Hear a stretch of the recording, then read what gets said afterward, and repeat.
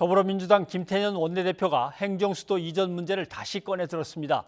김태년 원내대표는 교섭단체 대표연설에서 정부는 물론이고 청와대, 국회, 부처를 모두 세종시로 옮겨서 행정수도 이전을 완성하자고 제안했습니다. 미래통합당의 김종인 비상대책위원장은 이미 수도의 이전은 위헌 결정이 난 사안이라고 반박했습니다. 이승배 기자입니다.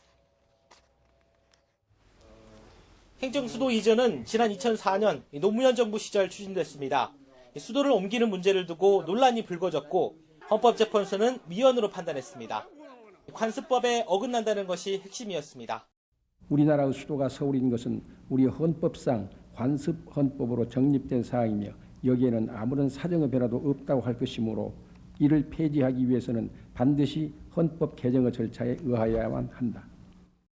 행정수도 이전에 제동이 걸리면서 행정중심 복합도시로 축소해 일부 중앙행정기관만 이전했는데 문재인 대통령은 이 문제를 대선 공약으로 내세우며 다시 불을 댕겼습니다. 정치 행정수도의 세종시 이전도 개헌안 준비 과정에서 국민의 의사를 물어 찬성이 높을 경우 개헌 내용에 포함시킬 것입니다. 집권 4년차 더불어민주당 김태년 원내대표는 교섭단체 대표연설에서 행정수도 이전 이슈를 다시 꺼내 들었습니다. 청와대를 포함해서 국회 그리고 정부 부처까지 모두 세종시로 옮기자고 제안한 겁니다.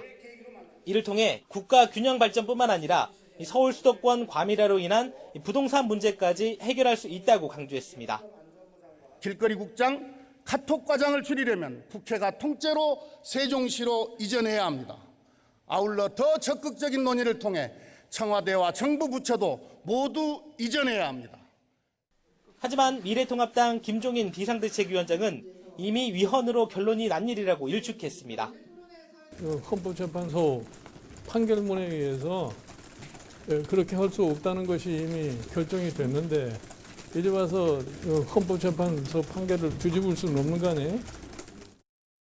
주호영 원내대표 역시 신중하게 논의할 사안이라며 민주당을 견제했습니다. 다만 행정수도 이전은 사회적 합의 또한 필요한 문제여서 여야의 논쟁 외에도 국민 공감대 형성이 또 하나의 변수로 작용할 전망입니다. YTN 이승배입니다.